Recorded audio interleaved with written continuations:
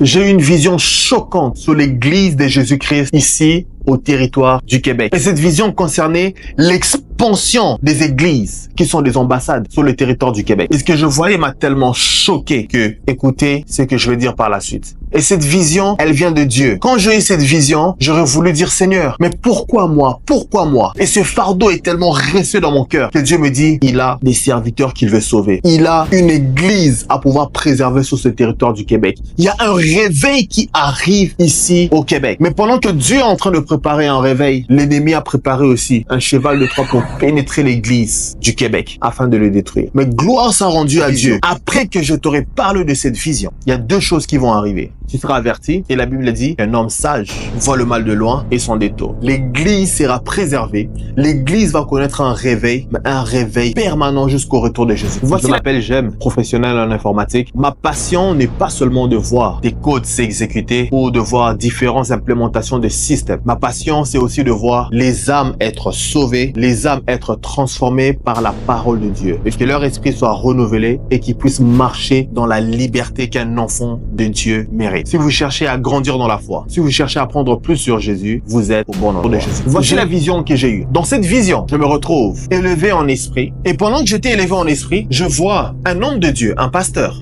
dans la ville de Montréal. C'est comme si il a reçu aussi un signal pour commencer son expansion des églises au territoire du Québec et aux entours. Alors le monsieur, il allait dans un bureau. Et pendant qu'il allait dans ce bureau-là, c'est que j'ai compris, c'est que il allait avec des voitures qu'on appelle des 4x4. En Afrique, on appelle ça des 4x4. Le pays d'où je viens, au Congo, on appelle ça des Jeeps. Donc, c'est des voitures all-wheel drive, qu'on appelle ça ici en Amérique du Nord. Donc, les voitures qui sont quand même en hauteur. Et dans la voiture, je vois encore comme si c'était maintenant, mon esprit est en train de zoomer. Je zoome. Et je vois dans cette voiture les sièges porter des insignes comme des pagnes africains. Alors je demandais à Dieu, mais Seigneur, c'est quoi ces pagnes? C'est quoi ces pagnes? Et j'ai compris par là que le pasteur qui était arrivé dans ce coin-là, l'homme de Dieu qui est arrivé dans ce coin-là, il avait un plan. Il travaillait pour que l'église, la responsabilité que Dieu lui a donnée, pour que l'expansion puisse commencer au territoire du Québec. Et quels sont les symboles que j'ai compris que cette personne était d'origine africaine? C'était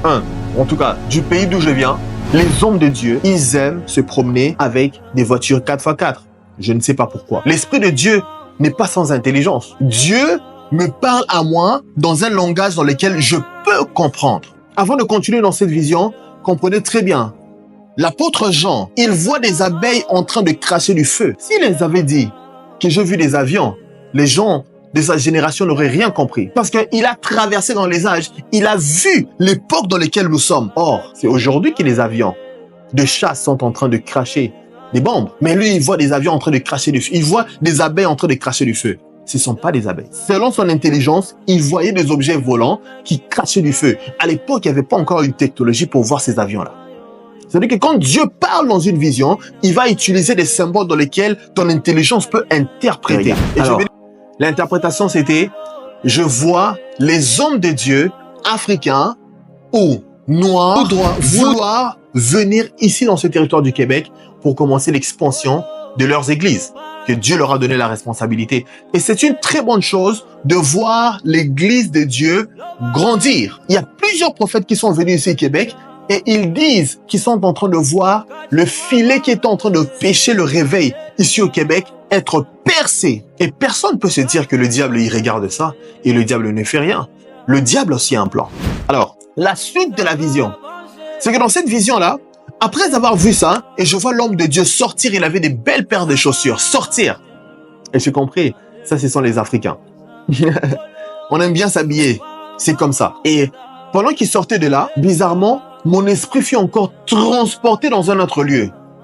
Et finalement, je vois un bâtiment sortir de terre en hauteur et je vois un deuxième, un troisième, un quatrième et un cinquième bâtiment. Et sur ce bâtiment-là, je vois, sur chacun des bâtiments, je vois un homme être élevé. Je demandais à Seigneur, mais c'est quoi ça? Il me parlait de ce qu'on appelle, il y a des gens qui sont introduits dans le ministère. Et nous bénissons Dieu pour ça, pour des personnes qui sont introduites dans le ministère par leur père spirituel.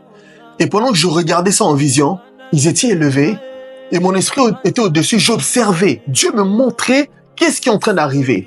Ça veut dire que les églises vont continuer à ouvrir. Les églises vont commencer à acheter des bâtiments ici dans les territoires du Québec. Mais ce que je voyais, les 2 des 5 personnes qui ont été élevées dans le ministère. Donc, ce sont des catégories de personnes. Et dans ces catégories de personnes, si tu te retrouves dans ces catégories de personnes, c'est le moment pour toi de comprendre qu'est-ce que tu dois faire pour que l'église ou la responsabilité que Dieu te donne, que tu puisses prospérer. Je vois 2, ils étaient calmes, debout, calmes. Et je vis 3, ils avaient l'air agités. C'est comme si c'était des jeunes. Ils avaient l'air agités. Ils dansaient. Et pendant qu'ils étaient en train de danser, c'est comme s'il y avait une main invisible qui prend les 3 qui avaient l'air des jeunes. Et je vois une main invisible les toucher. Et finalement, ils sont tombés à l'arrière du bâtiment que je voyais, dans lequel ils étaient élevés. J'étais troublé, j'étais choqué. C'est choquant de voir quelqu'un se lever, un bâtiment se lever et une personne tombe. Je demande au Seigneur, Seigneur, qu'est-ce qui se passe? Ça m'a pris du temps. Et Dieu m'a parlé. Et Dieu me dit, j'aime. Ce qui fait en sorte qu'une personne puisse tomber, c'est une chute qu'on appelle dans le ministère quelqu'un qui est tombé dans le péché. Frère, sœur, Dieu a un plan, le diable a aussi un plan. Le diable veut pénétrer le plan de Dieu pour pouvoir la détruire. Et je demandais à Dieu, Dieu, mais qu'est-ce qui fait en sorte que quelqu'un est élevé comme ça? Physiquement, les gens vont certainement applaudir. Mais qu'est-ce qui fait en sorte que ces personnes puissent tomber? Dieu me dit, j'aime. Il y a un mot qui fait en sorte que il y en a 2 qui sont restés debout et les 3 sont tombés. Je demandais, Seigneur, c'est quoi ce mot? Il dit, la conséquence. Toi, que penses-tu de cela? Et toi qui es en train de me regarder, est-ce que tu penses que Dieu parle encore aujourd'hui? Laisse-le-moi savoir dans les commentaires. Mais regarde cette vidéo. Si tu n'es pas encore élevé, commence par te consacrer à l'Éternel. La Bible parle d'un homme, il s'appelle Esdras. Un livre que beaucoup de gens peut-être ne lisent pas. Esdras. Israël avait été détruit. Ils étaient en déportation en Babylone. Et Esdras, c'est cet homme-là qui a pu résister à Babylone. Il était plongé dans la loi de l'Éternel que l'Éternel avait donné à Moïse, Esdras, à Babylone. Et Esdras était un homme consacré jusqu'au point où la Bible dit que la main de l'Éternel était sur lui, ce scribe. La main de Dieu était sur lui. Pourquoi? Parce qu'il était plongé dans la loi de l'Éternel. Dans un système comme Babylone, c'est comme l'Amérique du Nord aujourd'hui. Le péché est tellement en train d'abonder, la richesse est tellement en train d'abonder aussi, et l'armée puissante pour protéger le territoire de Babylone que nous sommes aujourd'hui dans cet état en Amérique du Nord.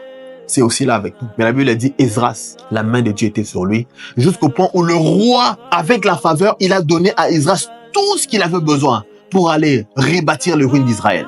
Dieu veut travailler avec des personnes qui sont consacrées. Si tu ne te consacres pas dans le lieu secret maintenant, quand tu vas arriver au sommet, je ne suis pas un prophète de malheur, je suis simplement en train d'avertir. Jonas a eu un message. Jonas part. Jonas a refusé. Pourquoi? Parce qu'il a dit, ces peuples-là, ils veulent pas écouter. Mais jusqu'à ce que Jonas a accepté le message, a accepté la mission de Dieu. Et quand Jonas a commencé à parler, les animaux même se sont repentis. Les animaux se sont repentis. Le roi dans sa maison s'est repenti.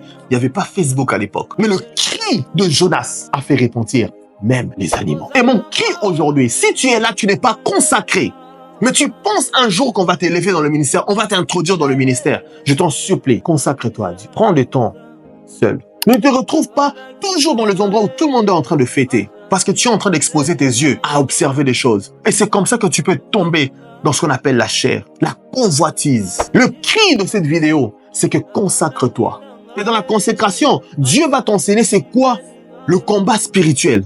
Parce que Paul est en train de parler. Il dit, nous n'avons pas à lutter contre la chair et le sang, mais contre les principautés, contre les dominations, contre les princes de ce monde des ténèbres. Jésus lui-même n'a pas tué Satan. Satan lui a transporté dans une montagne. Imagine, tu es un jeûne. Les gens pensent que le jeûne, tu as la puissance. Mais Jésus a été transporté dans une montagne. En temps de jeûne, il a été transporté dans une montagne. Pourquoi? Parce que avec les princes de ce monde des ténèbres, on ne tue pas, on lutte contre eux. Et Jésus a lutté contre les princes des ténèbres avec quoi? C'est avec la parole. Alors que je te parlais de Esdras. Esdras a résisté au système babylonien avec quoi? Il était plongé dans la loi de l'Éternel.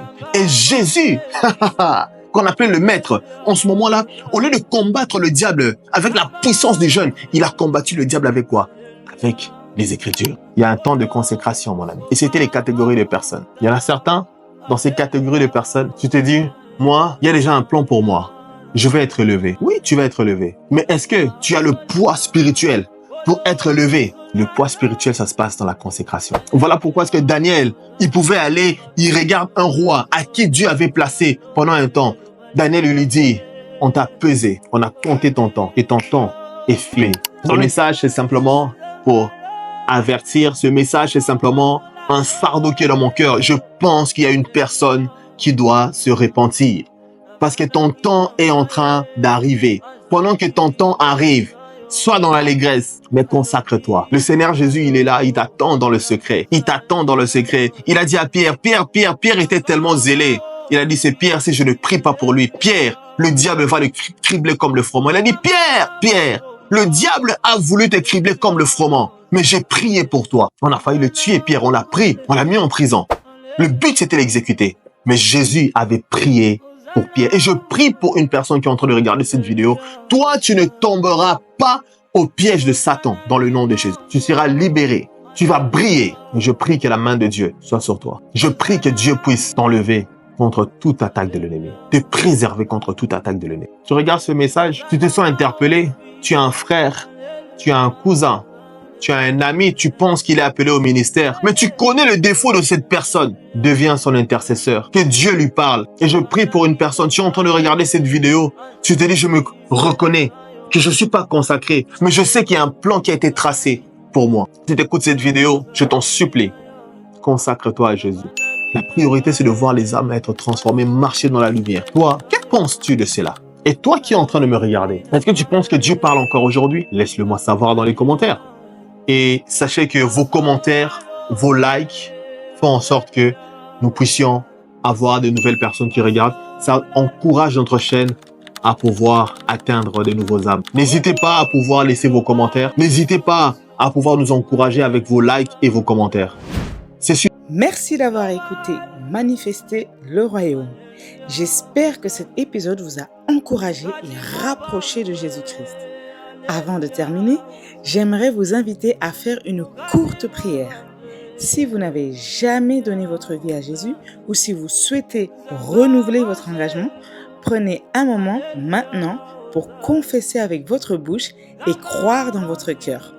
Répétez après moi. Seigneur Jésus, je viens à toi, tel que je suis.